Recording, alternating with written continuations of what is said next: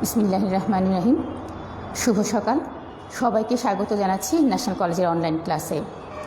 শিক্ষার্থীরা, তোমরা যারা আমাদেরকে শুনবে এবং আমাদের ক্লাসে জয়েন করবে, তারা তোমাদের রোলগুলো দিয়ে যেও, আমরা পার্সেন্টেজ কাউন্ট করব। এবং গতদিন যারা ক্লাসে ছিলে না তারা আজকে ক্লাস করার চেষ্টা করবে। এবং তোমরা হয়তোবা তোমাদের রুটিনে একটা সাবজেক্টের নাম দেখো, সাবজেক্টের নাম হচ্ছে BOM। এটা হয়তো অনেকে যারা প্রথম বর্ষে আছো তারা হয়তো বা বুঝতে পারো না বা সমস্যা হচ্ছে আসলে এটা কোন সাবজেক্ট। এই সাবজেক্টটাই হচ্ছে আসলে business organisation and management. Business organisation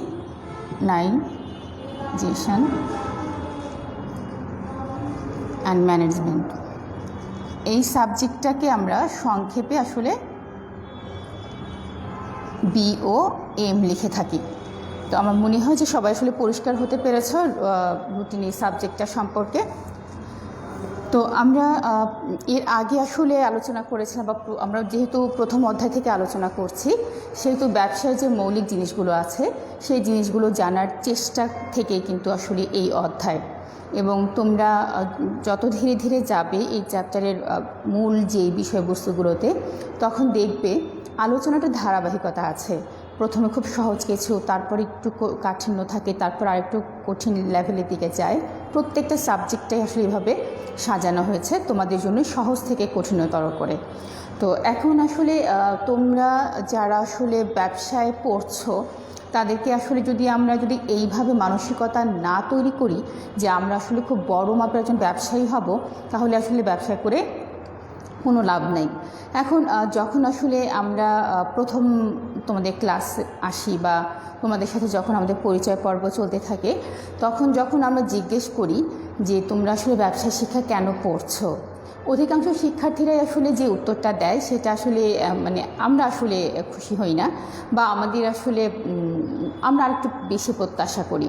তো উত্তরটা হচ্ছে আসলে তারা সবাই বলে যে আমরা একটা ব্যাংকে জব করব। ব্যবসায়ী শিক্ষা শাখা আসলে ব্যাংকে জব করার জন্য যে পড়াটা জরুরি এমন কিন্তু না। ব্যাংকে জব করতে হলে তুমি যে কোনো ডিসিপ্লিন থেকে ব্যাংকে আসতে পারো। তুমি বাংলায় পড়াশোনা করেও তুমি ব্যাংকে কাজ করতে পারো, সেটা সায়েন্সে পড়েও পারো, আবার ব্যবসা শিক্ষা পড়েও পারো। কিন্তু ব্যবসা শিক্ষাটা আসলে পড়ে আমাদেরকে সবার আগে আসলে গোল সেট করতে হবে। গোলটা মানে হচ্ছে যে ফুটবল খেলার গোল যেমন পার্থক্য তৈরি করে দেয় বা জয় পরাজয়ের একটা নিয়ামক হয় বা মাপদণ্ড হয়, ঠিক তেমনিভাবে তোমার জীবনের গোলটাও কিন্তু আসলে তোমাকে কি করবে, পৌঁছে দিবে তুমি আসলে কোথায় যেতে চাচ্ছ। এখন তুমি যদি মনে করো যে তুমি আসলে ব্যাংকে জব করবে, এটা না করে আসলে তুমি চিন্তা করবে আমি ব্যবসা শিক্ষা পড়ে আমি নিজে চাকরি করব না, অন্যকে চাকরি দিব, তাহলেই কিন্তু কি হবে জানো, যে তোমার এই ব্যবসা শিক্ষা পড়ার একটা উদ্দেশ্য ফুলফিল হবে বা এটা আসলে কার্যকর হবে। কিন্তু তুমি যদি মনে করো যে তুমি আসলে ব্যাংকে পড়বে বা ব্যাংকে চাকরি করবে, তাহলে আসলে তোমার ব্যবসা শিক্ষাটা শুধু না পড়লেও চলতো। তাহলে আমাদেরকে আসলে টার্গেটে কী রাখতে হবে, আমি অনেক বড় মাপের একজন বিজনেসম্যান হব, দেশে যেই মোট অর্থনীতি আছে সেখানে আমার একটা কি থাকবে, অবদান থাকবে। আমার অধীনে যারা কাজ করবে, অন্তপক্ষে 10 জন লোক যদি আমার এখানে কাজ করে, 10 জন লোকের যদি প্রত্যেকের 5 জন করে সদস্য থাকে পরিবারে, তাহলে 50 জন লোক আমার দ্বারা উপকৃত হচ্ছে। আর তুমি যদি ব্যাংকে জব করো তাহলে কিন্তু আসলে তোমার দ্বারা কারো উপকার হওয়ার কোনো সুযোগ নাই, তুমি নিজেই শুধু উপকৃত হবে। তাহলে আমাদের আসলে চিন্তা করতে হবে শুরু থেকেই যে এই ব্যবসা শিক্ষাটা আমি কেন পড়ছি। আবার এমন যেন বিষয়টা না হয় আমি ব্যবসা শিক্ষা পড়ছি সেলসম্যান হওয়ার জন্য, সেলস গার্ল হওয়ার জন্য। নট দ্যাট, আমি কোনো পেশাকে কিন্তু ছোট করে দেখছি না, বাট আমাদের স্বপ্ন থাকবে অনেক বড় হওয়া, এমন জায়গায় যাওয়া যে আমরা কারো গাড়ির ড্রাইভার হব না, অন্য কেউ আমাদের গাড়ির দরজাটা খুলে দাঁড়িয়ে থাকবে। আমরা যদি এইভাবে চিন্তা করি যে আমাদের নিজের একটা অফিস থাকবে, সেই অফিসে আমি কি করব, আমার নিজের মতন করে সেই অফিসটা পরিচালনা করতে পারবো, সাজাতে পারবো সুন্দর করে, যার যখন যা দরকার, যে শ্রমিকের যেই ধরনের সমস্যা আমি সেই সমস্যার সমাধান করতে পারবো, তখন কিন্তু তুমি মানবিক দিকটাও কিন্তু বিবেচনা করতে পারবে। তার মানে তুমি যদি ব্যবসায় করে নিজে যদি একটা প্রতিষ্ঠানের প্রধান হওয়ার চিন্তা করো, সেই চিন্তাটাই তোমাকে পৌঁছে দিবে যে বড় মাপের মানুষ হওয়ার উপার্জনের জন্য। তো শিক্ষার্থীরা আমরা আসলে মনে হয় বুঝতে পেরেছি যে ব্যবসায় শিক্ষা পড়ে কিন্তু আমাদের জীবনের লক্ষ্য যেন এটা না হয় আমরা ব্যাংকে চাকরি করব। আমাদের জীবনের লক্ষ্য যেন এটা হয় আমি নিজে চাকরি করব না, আরও 10 জনকে চাকরি দিব।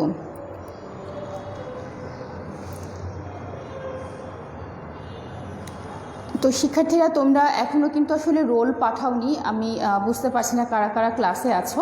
তোমরা তোমাদের রোলগুলো একটু জানিয়ে যাবে। এই রোলগুলোর জন্য মানে আমরা কিন্তু পার্সেন্টেজটা দিব যা তোমাদের আসলে উপকার হবে, এবং কারা কারা আসলে ক্লাসটা করছো আমরা তাদেরকে ফাইন্ড আউট করতে পারবো।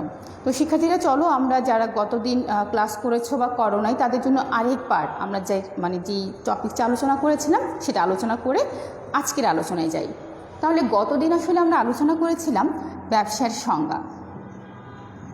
ব্যবসায়ের সংজ্ঞা বা ব্যবসায় বলতে আসলে আমরা কি বুঝি। তাহলে আমরা কি দেখেছিলাম? মুনাফা অর্জনের জন্য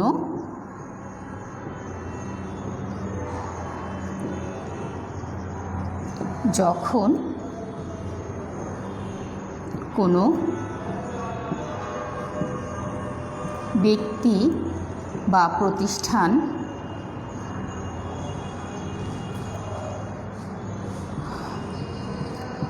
ঝুঁকি আছে জেনেও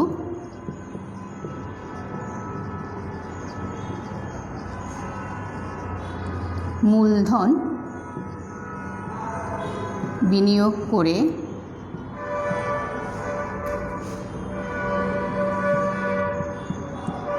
বৈধ অর্থনৈতিক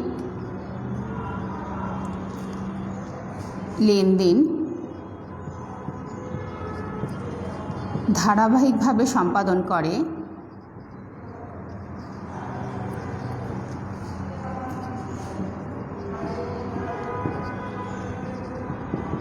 সেসব কাজকে ব্যবসায় বলে। সেসব কাজে কি বলছে? ব্যবসায় বলছে, ব্যবসায় বলে। এবং আমরা এই সংজ্ঞাটা থেকেই কিন্তু ব্যবসার বৈশিষ্ট্যগুলো কিন্তু বের করেছিলাম।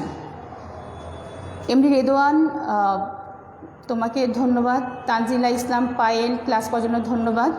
তোমরা যদি কোনো পড়া না বুঝতে পারো মিসকে জানিও, আমি চেষ্টা করব রিপ্লাই দেওয়ার জন্য। তো তোমরা গতদিন ব্যবসায়ের যে সংজ্ঞা দেখেছিলে সেখানে কি ছিল? মুনাফা অর্জনের জন্য যখন কোনো ব্যক্তি বা প্রতিষ্ঠান ঝুঁকি আছে জেনেও মূলধন বিনিয়োগ করে বৈধ অর্থনৈতিক কার্যাবলীগুলো ধারাবাহিকভাবে সম্পাদন করে তখন তাকে আমরা ব্যবসায় বলি। ব্যবসায় আসলে আমরা যেটা জানি যে কম দামে পণ্য ক্রয় করে বেশি দামে পণ্য বিক্রি করাকে আমরা আসলে কি জানি? ব্যবসায় বলতে পারি। আবার আমরা এটাও জানি যে এই যে কম দামে পণ্য বিক্রি করে বেশি দামে বিক্রি করছি এটা হচ্ছে মুনাফা অর্জন হচ্ছে। মুনাফা অর্জিত হলে কিন্তু আবার কোনো কাজকে কি বলা যাবে না? ব্যবসায় বলা যাবে না। সেই কাজটা কি হতে হবে? বৈধ হতে হবে। আবার সেই কাজটা কি হতে হবে?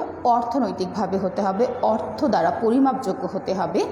অর্থ দ্বারা পরিমাপযোগ্য মানে হচ্ছে এমন কিছু সম্পত্তি, তোমরা সম্পদ এবং সম্পত্তির মনে হয় মানে জানো। সম্পত্তিটা হচ্ছে যেটা একটা আঙ্কিক মূল্য নির্ধারণ করা যায়, আর সম্পদ হচ্ছে আঙ্কিক মূল্যটা নির্ধারিত থাকে না। তো এই যে আসলে সম্পত্তি এবং সম্পদ এই ব্যাপারগুলো তার মানে আমাদের কি করতে হবে? অবশ্যই অর্থনৈতিক সম্পত্তি হতে হবে, যেটা আমরা কি করতে পারবো? অর্থের দ্বারা মানদণ্ড যেটা থাকবে বা অর্থের দ্বারা আমরা পরিমাপ করতে পারবো। এরপর আমরা কি দেখেছিলাম? এখানে এই মুনাফা অর্জন এটা আমরা একটা বৈশিষ্ট্য পেয়েছিলাম, ঝুঁকি একটা বৈশিষ্ট্য পেয়েছিলাম, বৈধ একটা বৈশিষ্ট্য পেয়েছিলাম, অর্থনৈতিক একটা বৈশিষ্ট্য পেয়েছিলাম, এবং ধারাবাহিকভাবে এই প্রত্যেকটা বৈশিষ্ট্য নিয়ে এবং আমরা কিন্তু আরও একটা বৈশিষ্ট্য দেখেছিলাম যেটা হচ্ছে উপযোগ সৃষ্টি করেছিল, বা উপযোগ মানে হচ্ছে মানুষের অভাব পূরণের ক্ষমতা। তো শিক্ষার্থীরা মোটামুটি আসলে ব্যবসার যে জেনারেল সেন্স আর ব্যবসা শিক্ষা শাখার যে ব্যবসার সংজ্ঞা কিন্তু একটু আলাদা, একটু ওয়াইড, একটু মানে বিস্তারিতভাবে আমরা ব্যাখ্যা করে থাকি। তাহলে এখানে দেখো কি বলছি আমরা, যে মুনাফা অর্জনের জন্য এখানে একটা শব্দ হবে, মুনাফা অর্জনের জন্য যখন কোনো ব্যক্তি বা প্রতিষ্ঠান ঝুঁকি আছে জেনেও মূলধন বিনিয়োগ করে বৈধ অর্থনৈতিক লেনদেন ধারাবাহিকভাবে সম্পাদন করে সেসব কাজকে আমরা কি বলবো, ব্যবসায় বলবো। তো মোটামুটি এই ছিল আমাদের পূর্ব পাঠের আলোচনা। আমরা এখন চলে যাব আমাদের যে আজকের যে নতুন আলোচনা আছে সেটা হচ্ছে ব্যবসার আওতা বা পরিধি। আওতা মানে কি? আওতা মানে হচ্ছে যে আমি আসলে কতটুকু যেতে পারবো, আমার আসলে সীমা পরিসীমা কতটুকু। ব্যবসায় আমরা এই যে একটু আগে একটা সংজ্ঞা দেখলাম, এই সংজ্ঞার মধ্যে কিন্তু আসলে ফুটে ওঠে যে ব্যবসাটা আসলে খুব ছোট একটা বিষয় না, এই ব্যবসার সাথে অনেক অনেক অনেক বিষয়গুলো জড়িত থাকে। তোমরা নিজেরাই যদি একটু চিন্তা করো তখন আসলে দেখবে যে দেখো আমরা বাসায় তুমি একটু তোমার চারপাশে তাকাও, যারা ক্লাস করছো শুনছো, তোমার চারপাশে তাকায় মানে তুমি যেই রুমটাতে আছো, যে ঘরটাতে আছো, সেই ঘরে আসলে কি কি ফার্নিচার আছে। ধরো কারো রুমে খাট আছে, কারো রুমে চেয়ার টেবিল আছে, কারো রুমে ফ্রিজ আছে। এখন একটু চিন্তা করে দেখো তো, প্রকৃতিতে কি এই চেয়ার টেবিল হিসেবেই থাকে? এই যে ফ্রিজ ব্যবহার করছি, মাথার উপর ফ্যান ঘুরছে, লাইট জ্বলছে, আমরা দেখতে পাচ্ছি সব কিছু, এই জিনিসগুলো প্রত্যেকটা কি একই রকমভাবে থাকছে প্রকৃতিতে? একই রকম করে কিন্তু থাকছে না। আবার এটা কিন্তু আমাদের বাড়িতেই কিন্তু উৎপাদিত হয়নি, আমাদের বাড়িতেই কিন্তু এগুলো একদম আকাশ থেকে এসে কিন্তু ফ্যানের জায়গায় ফ্যান ঝুলে যায়নি, ফ্রিজের জায়গায় ফ্রিজ ঝুলে যায়নি। এগুলো কি করতে হয়েছে? আমাদেরকে নিয়ে আসতে হয়েছে, জোগাড় করতে হয়েছে। আবার এগুলো কিন্তু আমাদের কেউ এমনি এমনি দিয়ে দেয়নি, তার জন্য কি করতে হয়েছে? বিনিময় মূল্য দিতে হয়েছে, টাকার প্রয়োজন পড়েছে। আবার কিছু কিছু বিষয় যেমন তুমি ইলেকট্রিসিটি দিয়ে তুমি ফ্যানের বাতাস খাচ্ছ, লাইট জ্বালাচ্ছ, সেটার জন্য তোমাকে আবার কী করতে হচ্ছে? তোমাকে বিল পে করতে হচ্ছে। তাহলে এই যে বিষয়গুলো, এগুলো আসলে আমরা এভাবে চিন্তা করে দেখি না যে এগুলো আসলে কী বা কোত্থেকে আসলো, কিভাবে আসলো, কেন আসলো। এবং আমরা যখন ভাত খাচ্ছি, সকালে যারা নাস্তা করেছো তারা প্রত্যেকেই কি করেছো? একটা জিনিসের রূপান্তরিত অবস্থায় কিন্তু খেয়েছো। তোমরা কিন্তু এমন করোনি যে মুঠি মুঠি করে আটা মুখে দিয়ে গিলে নিয়েছো। তোমরা কিন্তু যারা ভাত দিয়ে নাস্তা করেছো তারা কিন্তু চাল গিলে ফেলোনি। আবার যারা হয়তো বা বিস্কিট খেয়েছো তারা কিন্তু, আমরা জানি বিস্কিট বানাতে আটা লাগে, ডিম লাগে, চিনি লাগে, তারা কিন্তু কি করিনি আমরা, এগুলো কিন্তু ওই র ম্যাটেরিয়ালসটাই কিন্তু আমরা গিলে ফেলিনি। আমরা কি করেছি? আমরা একটা রূপান্তরিত অবস্থা, যেই অবস্থায় আমরা আসলে যেটা ভোগ করতে পারি বা আমাদের উপযুক্ত মানে নিঃশেষ হয় বা আমাদের অভাব মেটে। ধরো আমরা আটা দিয়ে কিন্তু একই সাথে কী করতে পারি? রুটি বানাতে পারি, আমরা পিঠা বানাতে পারি। তাহলে আমরা যখন সকালে নাস্তা করব তখন হয় আমরা রুটি বানাবো, না হয় আমরা পিঠা বানাবো। আবার আমরা যখন ভাত বা চাল, বিকেলে যদি আমরা এই চালটা আমরা যদি খেতে চাই তখন নিশ্চয়ই আমরা ভাত খাই না, তখন এই চালটা আমরা ভেজে নিই, সেখানে যেটাকে আমরা চাল ভাজা বলি। আবার দুপুরে আমরা কিন্তু লাঞ্চ করছি এই চালটাকে আবার ভাতে রূপান্তর করে। তার মানে দেখো যে এই যে ব্যবসায়, এই আমাদের পুরো জীবন ধারণে, পুরো জীবনটাতে কি হচ্ছে? এই ব্যবসায়কে কিন্তু প্রভাবিত করছে। কি করছে? আমাদের প্রত্যেকটা কাজেই কিন্তু আমরা ব্যবসার ছোঁয়া পাচ্ছি। তাই আমরা কি বলতে পারি? ব্যবসায় শব্দটার অত্যন্ত ব্যাপক এবং ব্যবসার আওতা বা পরিধিও কিন্তু অনেক ব্যাপক। চাইলেই এইটাকে আমরা কোনো সীমানায় বেঁধে নিতে পারি না। তারপরেও আলোচনার সুবিধার্থে আমরা কি করেছি? ব্যবসায়কে 3টি ভাগে ভাগ করে নিয়েছি। চলো দেখি আমরা ভাগগুলো কি কি। ব্যবসায়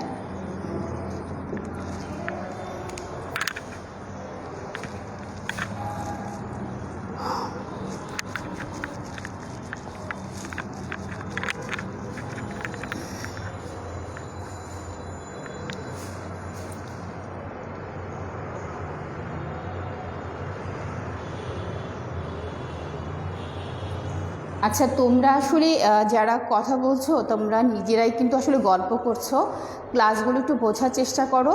আর যদি কোনো সমস্যা মনে হয়, কোনো কিছু বুঝতে না পারো, তাহলে একটু কষ্ট করে মাত্র 30 মিনিট তোমাদের জন্য আমাদের এই আয়োজনটা থাকে। এর মধ্যে যদি তোমরা এই সময়টুকু নষ্ট করে ফেলো, এই সময়টুকু কিন্তু আর তোমার জীবনে ফেরত আসছে না। এবং নিজের জীবনটাকে আসলে এই করোনাকালীন সময়ে যেভাবে আসলে গা ভাসিয়ে দিয়েছো, জীবন তো আসলে যদি বেঁচে থাকি আমরা, জীবনে কিন্তু আমাদের যুদ্ধ করে বাঁচতে হবে। সেই যুদ্ধটাও কিন্তু পড়াশোনাও এক ধরনের যুদ্ধ।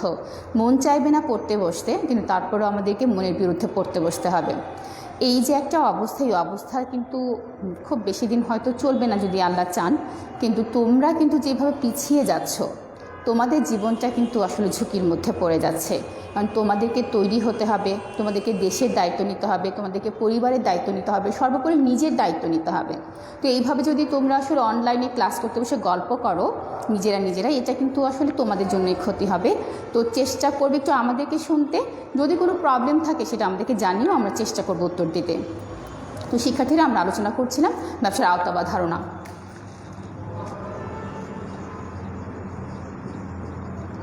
ব্যবসায়ের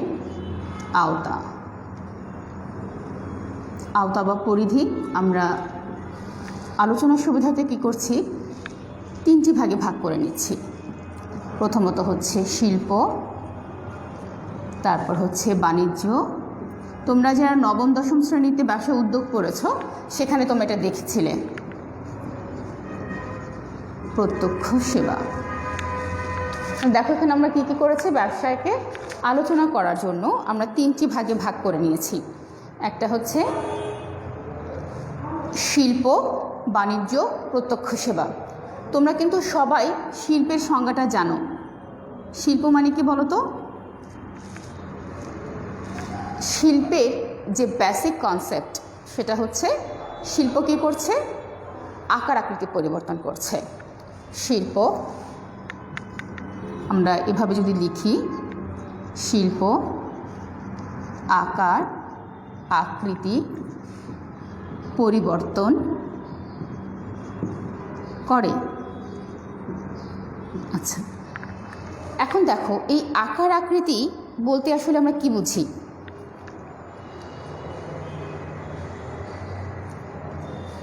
এই আকার আকৃতি পরিবর্তন বলতে আসলে আমরা যেটা বুঝি, ধরো আমরা কি দেখি আমাদের চারপাশে বা যেখানে আমরা গাছ থাকে, বিশেষ করে বন, তাহলে ওখানে আমরা কি পাই, আস্তে একটা গাছ পাই। এই গাছের বিভিন্ন ধরনের ব্যবহার কিন্তু আমরা নিশ্চিত করি। আমরা যদি আসলে বিভিন্ন ব্যবহারের ডিটেলসটা না জানি, শুধু আমরা যদি এটা বলি যে আমরা কি পাচ্ছি, ফার্নিচার পাচ্ছি, গাছ থেকে আমরা কি পাচ্ছি, খাবার পাচ্ছি। আমরা আরও একটা বড় জিনিস পাই, সেটা হচ্ছে অক্সিজেন। গাছ থেকে আমরা কি পাচ্ছি, অক্সিজেন পাচ্ছি।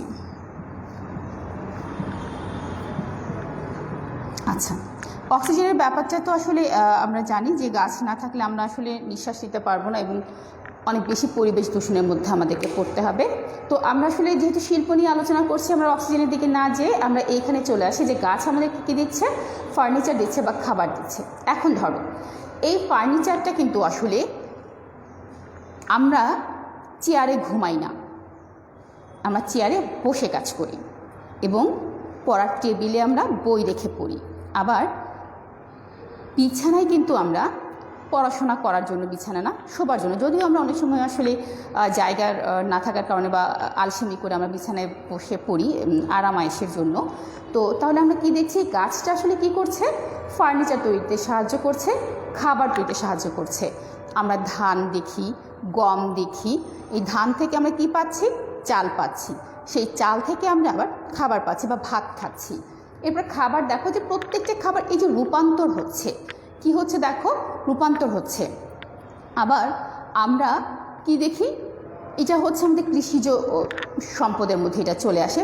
প্রজনন দেখো, আমরা মুরগি থেকে মুরগি পাচ্ছি, মুরগি থেকে মুরগি পাচ্ছি, আবার হাঁস থেকে হাঁস পাচ্ছি, মাছ থেকে মাছ পাচ্ছি। এই যে যদি মাছের উৎপাদন যদি আমরা বন্ধ করে দিই বা মাছকে যদি আমরা না চাষ করি, বা আল্লাহ যদি নদীতে আমাদের জন্য যখন এই যে ইলিশ নিধন, এখন তোমরা নিশ্চয়ই জানো যে 14 অক্টোবর থেকে 4 নভেম্বর পর্যন্ত মা ইলিশকে রক্ষা করার জন্য কিন্তু এখন ইলিশ মাছ উৎপাদন, বিপণন, সংরক্ষণ সব ধরনের কাজ কিন্তু বন্ধ। তার কারণ কি বলো? তার কারণ হচ্ছে আমাদের দেশে যেন আমরা পর্যাপ্ত পরিমাণ ইলিশ মাছের সরবরাহ নিশ্চিত করতে পারি। ইলিশ আমাদের জাতীয় মাছ, আমাদের অনেক বড় একটা প্রাকৃতিক সম্পদ। এই ইলিশ মাছ কিন্তু আমরা চাষ করতে পারি না। এই ইলিশ মাছটা কোত্থেকে আসে? এটা হচ্ছে আল্লাহ তাআলা যদি আমাদেরকে রহমত করেন তখন কিন্তু প্রাকৃতিকভাবে এই জিনিসটা কিন্তু আমরা পেয়ে থাকি। এবং অন্যান্য ভারত ভারতেও তোমার ইলিশ মাছ পাওয়া যায়, মায়ানমারেও তোমার ইলিশ মাছ পাওয়া যায়, কিন্তু বাংলাদেশের মতো ইলিশ মাছ কিন্তু অন্য অন্য যে দেশগুলোতে পাওয়া যাচ্ছে অত সুস্বাদু না বা খেতে অত মজা না। তো এই যে দেখো যে এই যে রূপান্তর করছি আমরা, এই যে বিভিন্নভাবে আমাদের কি হচ্ছে, ব্যবহার উপযোগী হচ্ছে। তাহলে একটু আসো আমরা এখন একটু বইয়ের কথায় চলে যাই। শিল্পকে আমরা কিভাবে বইয়ের ভাষায় ব্যাখ্যা করব। আমরা মোটামুটি এটা কি বললাম যে শিল্পকে বলেছি আকার আকৃতি পরিবর্তন করছে। এটাতে আমরা সবাই একমত, কারণ আমরা কি দেখছি যে আমাদের বাসায় আমাদের চারপাশে যা কিছু আছে, আমরা আজকে যেখানে বসে ক্লাস করছি, যেখানে বসে আমরা আজকে মোবাইল স্ক্রিনটা দেখছি, যারা আমাকে দেখছো, আমার চারপাশে যা কিছু আছে তার প্রত্যেকটাই কিন্তু আসলে রূপান্তরের মাধ্যমে হয়েছে। তাহলে আমরা কি দেখছি, শিল্প হচ্ছে আকার আকৃতি পরিবর্তন করে বা আমরা কি বলবো, রূপান্তর করে।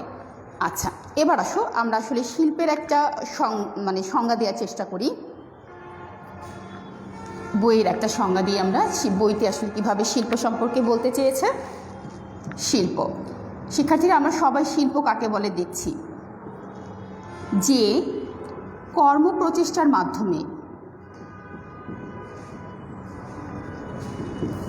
যে কর্মপ্রচেষ্টার মাধ্যমে মানুষ প্রকৃতি থেকে সম্পদ আহরণ করে তা কাজে লাগিয়ে বা ব্যবহার যোগ্য করে মানুষের রূপগত অভাব বা উপযোগ তৈরিতে সাহায্য করে তাকে শিল্প বলে। শিল্প বলতে আসলে আমরা কিন্তু আর্টকে বুঝি। শিল্প বলতে আমরা বুঝি কারুশিল্প, শিল্প বলতে আমরা বুঝি কুটির শিল্প, শিল্প বলতে আমরা বুঝি ক্ষুদ্র শিল্প। এটা আমাদের জেনারেল সেন্স। বাট আমরা যারা আসলে ব্যবসা শিক্ষা করবো তাদেরকে কী করতে হবে, শিল্প মানে মনে করতে হবে ইন্ডাস্ট্রি। শিল্পের ইংরেজি কী মনে করতে হবে, ইন্ডাস্ট্রি। তার মানে অন্যান্য যারা শিল্প বলতে আসলে যা বোঝায়, তুমি আমি কিন্তু শিল্প বলতে তা বুঝবো না। শিল্প অন্যদের কাছে একটা আর্ট, তারা বাঁশকে দেখে মনে করতে পারে এটা একটা লম্বা কলম, কিন্তু আমাদের আসলে সেটা মনে করার সুযোগ নেই। আমাদের আসলে কী মনে করতে হবে, শিল্প মানে হচ্ছে খটখট শব্দ, শিল্প মানে হচ্ছে একটা জিনিসকে কী করা হচ্ছে, নার্সিং করা হচ্ছে, একটা জিনিসকে কেটে ছেটে তাকে একটা আদল দেওয়ার চেষ্টা করা হচ্ছে। তার মানে শিল্প মানে হচ্ছে কি, ইন্ডাস্ট্রি। ওকে, আমরা কি বুঝতে পেরেছি? অন্যান্য শাখার শিক্ষার্থী যারা আছে বা অন্যান্য মানুষ যারা আছে, যারা ব্যবসায় শিক্ষা সম্পর্কে জানে না, তারা আসলে কি মনে করবে, শিল্প মানে হচ্ছে শিল্প একটা আর্ট বা কৌশল।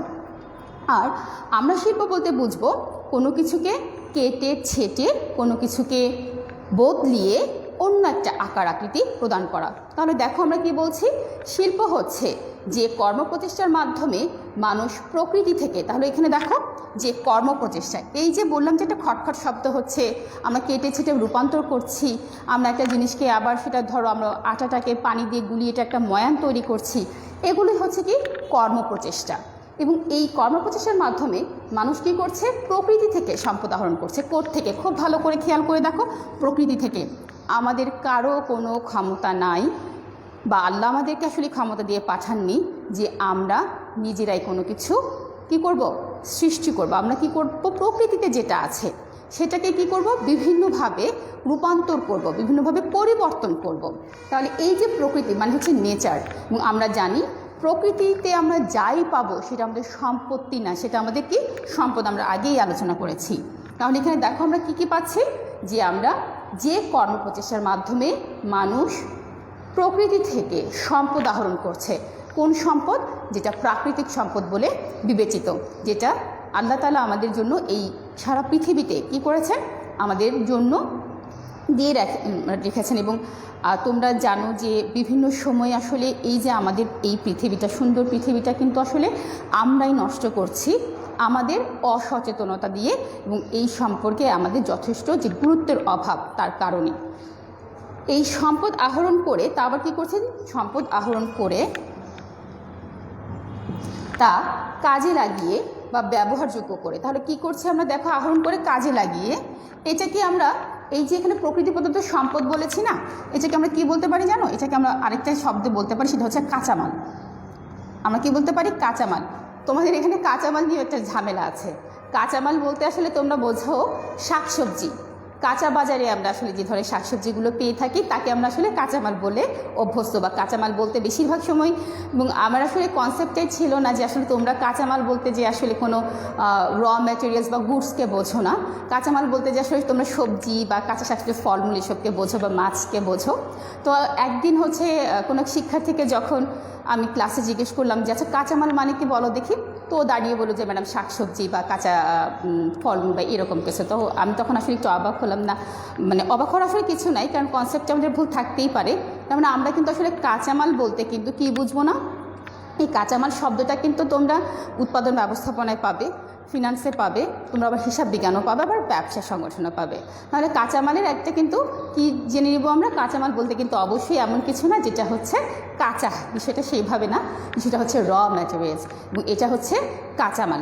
এই কাঁচামালটাকে কি করা হয়, কাজে লাগানো হয় এবং এটাকে ব্যবহারযোগ্য করে মানুষের রূপগত অভাব বা উপযোগ তৈরিতে সাহায্য করে। কি করছে মানুষের, এই যে আমি বললাম যে একটা কাঠ, এই কাঠটার কিন্তু বিভিন্ন ব্যবহার কিন্তু আমি আমার ঘরেই দেখছি। এই কাঠের কি ব্যবহার হতে পারে, খাট তৈরি হচ্ছে, চেয়ার টেবিল তৈরি হচ্ছে, এই কাঠ দিয়ে আমি আবার শোপিস তৈরি করতে পারি, এই কাঠ দিয়ে আমি আবার একটা শোকেস তৈরি করতে পারি। তার মানে হচ্ছে কি, আমি এখানে কি করছি, আমার রূপগত এই শিল্প আমাকে কি করছে, রূপগত অভাব পূরণ করে দিচ্ছে, এবং এই রূপগত অভাব যে পূরণ হচ্ছে এটা আমাকে কি করছে, উপযোগ তৈরি করে দিচ্ছে বা আমার অভাব মিটিয়ে দিচ্ছে। তাহলে আমরা আরেকবার বলতে পারি, শিল্প হচ্ছে এমন একটি কাজ বা এমন কিছু কর্মপ্রচেষ্টা যা প্রকৃতি থেকে প্রাকৃতিকভাবে সম্পদগুলো আহরণ করে তাকে কি করা হয়, রূপগত বা আকার আকৃতি পরিবর্তন করে সেটা মানুষের ব্যবহার উপযোগী করা হয়, যেন মানুষ সেটা ভোগ করে নিজের অভাব হয়েছে যেটা সেটা মেটাতে পারে এবং সে তার এই সুফল ভোগ করতে পারে। তো তাহলে মোটামুটি এই হচ্ছে আমাদের শিল্প। এখন আমরা চলে যাব বাণিজ্যতে। এই শিল্পের ক্লাসিফিকেশন আমরা দেখব। তো আগে আমরা এর আগে শিল্প, বাণিজ্য, প্রত্যক্ষ সেবা প্রত্যেকটার আসলে সংজ্ঞাটা একটু জেনে নিই, তাহলে আমাদের জন্য সহজ হবে বুঝতে। তোমরা বুঝতে পারছো না কি?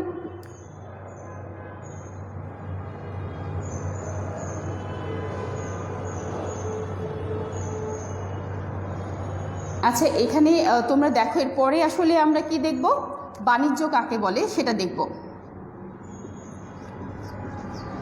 বাণিজ্য ইংরেজি হচ্ছে ট্রেড। তাহলে এখানে আমরা কি দেখছি, ট্রেড বা বাণিজ্য দেখছি। এই ট্রেড বা বাণিজ্যের আরেকটা ইংরেজি কিন্তু হচ্ছে, যেটা তোমরা এর মানে সবসময় বলো, সেটা হচ্ছে কমার্স। তোমরা যারা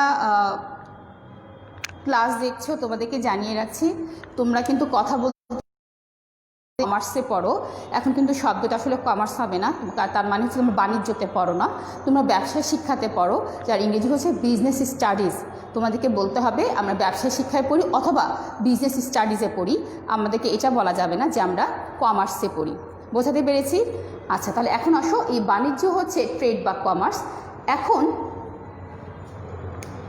এই যে আমরা একটু আগে বললাম যে এই খাট বলো, চেয়ার টেবিল বলো, তোমার বাসার খাবার দাবার বলো, এগুলো কিন্তু কি হয়েছে, তোমাকে কিনতে হয়েছে। কি করতে হয়েছে? কিনতে হয়েছে। আমরা এখন এভাবে বলতে পারি, শিল্পে উৎপাদিত পণ্য সামগ্রী, পণ্য বা সেবা, সেবা সামগ্রী, শিল্পে উৎপাদিত পণ্য বা সেবা সামগ্রী চূড়ান্ত ভোক্তার কাছে পৌঁছানোর পথে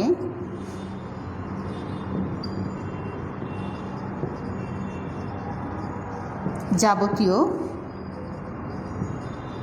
কার্যাবলীর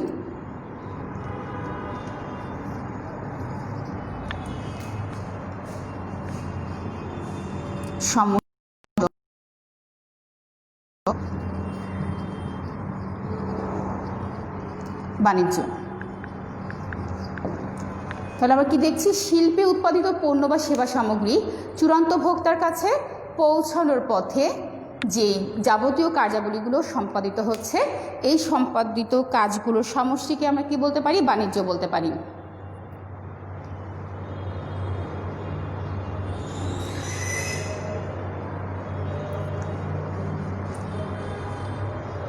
শিক্ষার্থীরা, তোমাদের কমেন্টগুলো দেখছিলাম, তোমাদের যদি কোনো সমস্যা হয় বুঝতে তাহলে তোমরা একটু জানিও, যে আমি চেষ্টা করবো আবার রিপিট করার জন্য।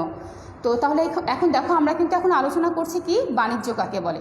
শিল্পে উৎপাদিত পণ্য বা সেবা সামগ্রী চূড়ান্ত ভোক্তার কাছে পৌঁছানোর পথে যাবতীয় কার্যাবলীর সমষ্টি হলো বাণিজ্য। তাহলে এখন দেখো যে আমরা কি দেখেছি, একটু আগে আমরা শিল্প দেখেছি, কি যে প্রকৃতি থেকে যখন কি করা হচ্ছে, উৎপাদন করে বা প্রকৃতি থেকে কোনো বিষয়গুলো, প্রকৃতি থেকে কোনো কাঁচামাল সংগ্রহ করে, প্রকৃতি থেকে কোনো সম্পদ সংগ্রহ করে সেগুলো আবার ব্যবহারযোগ্য করে কি করা হচ্ছে, আকার আকৃতি দেওয়া হচ্ছে। এখন আকার আকৃতি দেওয়া হলেই কিন্তু সেটা তোমার আর আমার কাছে পৌঁছে যাবে না। সেটা পৌঁছানোর জন্য কি লাগবে, সবচেয়ে আগে যেটা লাগবে সেটা হচ্ছে, বলো দেখি সবার আগে কী লাগবে, সবচেয়ে আগে যেটা হচ্ছে মালিকানা পরিবর্তন হতে হবে, বা সত্ত্বগত পরিবর্তন। মালিকানা পরিবর্তন তার মানে হচ্ছে যিনি বিক্রি করবে, আচ্ছা, মালিকানা পরিবর্তন সবচেয়ে আগে কি হবে, যিনি বিক্রি করবেন তিনি বিক্রি করার মানসিকতা পোষণ করবেন। আচ্ছা, এখন কি দেখতে পাচ্ছ, দেখা যাচ্ছে না বলছিলে যে তাসফিয়া ফারিন, দেখা গেলে বলো, আমি স্ক্রিনটা একটু কাছে নিয়ে এসেছি। দেখো, তাহলে আমরা কি আলোচনা করছি, মালিকানা পরিবর্তন। তার মানে হচ্ছে যিনি বিক্রি করবেন তিনি বিক্রি করার অভিপ্রায় বা ইচ্ছা পোষণ করবেন, তাহলেই কেবল তার জিনিসটা আমার কাছে এসে পৌঁছাবে। এরপর হচ্ছে পরিবহন।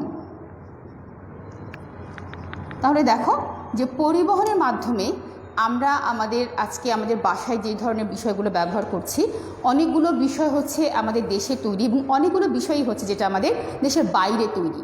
তাহলে এই দেশের বাইরে জিনিসগুলো নিশ্চয়ই কিভাবে এসছে, উড়ে এসছে। কীভাবে উড়ে এসছে, প্লেন দিয়ে, বিমান দিয়ে। সেটা কি, এক ধরনের যানবাহন, এক ধরনের পরিবহন।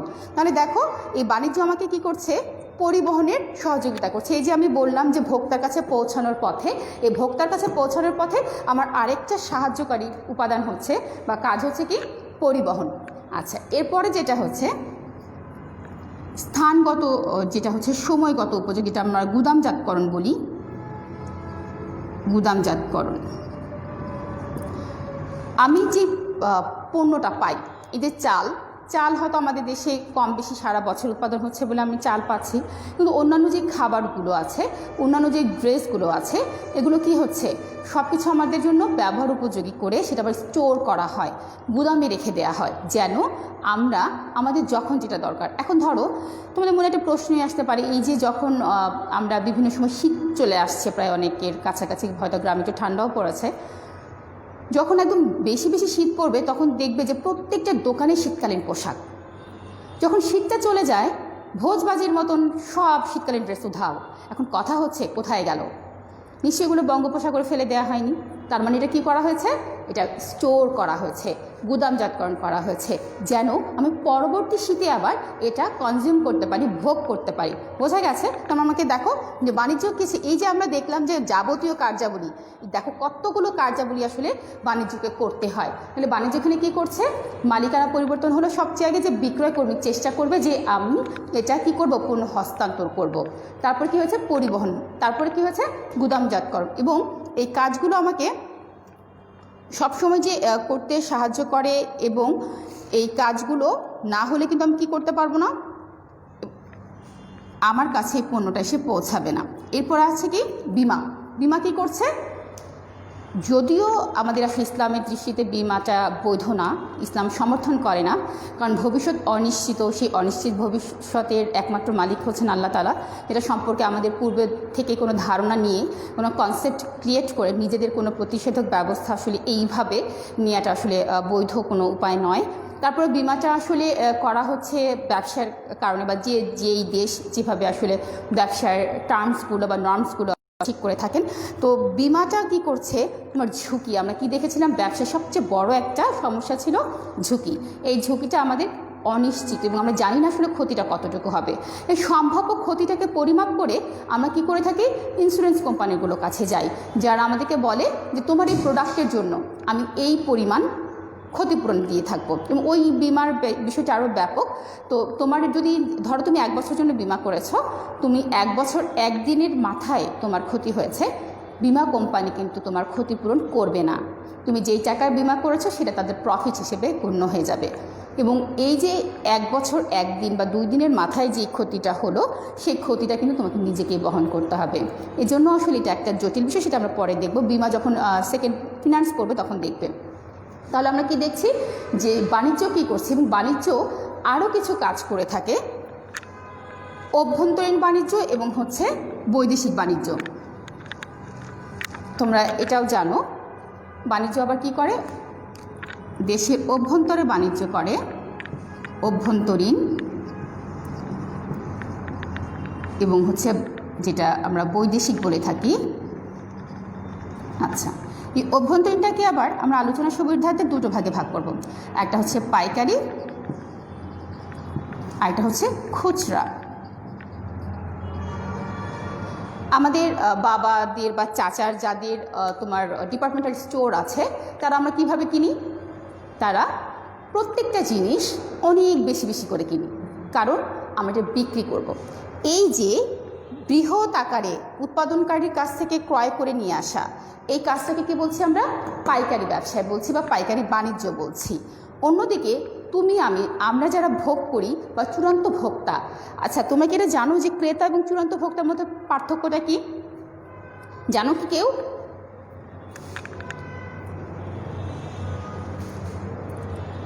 একটা প্রশ্ন ছিল তোমাদের কাছে, তানজিলা ইসলাম পায়েল মনে হয় শুনছো, প্রশ্নটা হচ্ছে ক্রেতা এবং ভোক্তার মধ্যে পার্থক্য কি, জানি কেউ? উত্তর চাইছি তোমাদের কাছে। আচ্ছা, ক্রেতা এবং ভোক্তার মধ্যে পার্থক্যটা হচ্ছে, ক্রেতা সবসময় কি করে না, ভোগ করে না। ক্রেতা কখনো কখনো ক্রয় করে ক্রয়কৃত পণ্যটা আবার বিক্রিও করে থাকে। আর ভোক্তা যারা, তারা কখনো এটাকে কী করে না, বিক্রি করে না, তারা নিজেদের ভোগ করে নিজেদের উপযোগ নিঃশেষ করে ফেলে। এই যে তাহলে দেখো, খুচরা বিক্রেতার কাজ, এই যে আমরা যারা কিনছি বা ভোক্তা, তারা কি করছি, পুরো জিনিসটাকে আমরা উপযোগ নিঃশেষ করে দিচ্ছি। আমরা একটা কলম কিনছি, সেটা শুধুমাত্র আমরাই কিন্তু ব্যবহার করছি, সেটা আমরা বিক্রি করছি না। তাহলে এই যে পাইকারি যারা, তারা কি করছে, অনেক বেশি করে পরিমাণে পণ্য ক্রয় করছে, আর খুচরা যারা, তারা নিজেদের প্রয়োজনের অনুযায়ী কিনছে। আচ্ছা, এরপরে আসো বৈদেশিক বাণিজ্য। আমদানি, রপ্তানি, পুনরপ্তানি।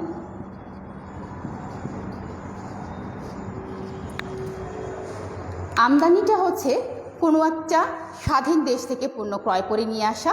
রপ্তানি হচ্ছে নিজের উদ্বৃত্ত পণ্য থাকলে কেবল অন্য দেশে পাঠানো। এবং পুনরপ্তানি হচ্ছে, ধরো তুমি জাপান থেকে পণ্য ক্রয় করে বাংলাদেশে আনলে, বাংলাদেশ থেকে সেটা আবার মিয়ানমারে পাঠালে, বা তুমি সেটা আবার চীনে পাঠালে, তখন সেটা হবে কি, পুনরপ্তানি।